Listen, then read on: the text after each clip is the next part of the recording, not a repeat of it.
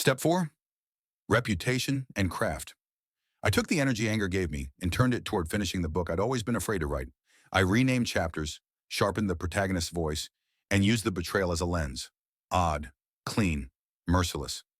The characters weren't them, but they carried their shadows. I submitted to a small press and began reading at local nights, using a pen name. People listened. They nodded. I sold a handful of copies. The taste of being seen was a fine substitute for revenge. Step 5, the reveal, made of art and consequence.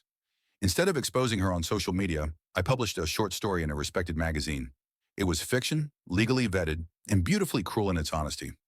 The story's protagonist walks out, leaves more than a one-sentence note, and finds a new life. A paragraph toward the end described a certain cafe on the east side with a man who wore neat hair and an expensive laugh. The readers who knew Claire and our friend group caught the hints. People talked. They debated. They imagined. She noticed. She went pale at book readings she'd once come to.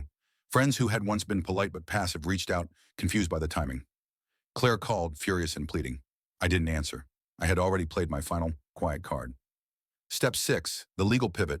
When she finally demanded a conversation, I met her with documents, financial statements showing my preparations, a simple letter outlining what I wanted, an amicable separation, a fair division, and the truth to be told in private, not in public chaos. She was entitled to her side. I wanted mine. The last scene is small and private. I'm packing a single suitcase, books on top.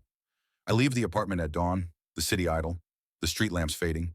Across from me, a cafe opens and a man with neat hair walks out. Alone. He crosses the street and disappears into a crowd. I sit on a bench, open a manuscript that has come back from the editor with a quiet stamped acceptance. Approved. The folder marked if needed stays sealed in my P.O. box for another week. Then I close the account and watch the bank stamp the final receipt. Revenge, I learned, is not a scream.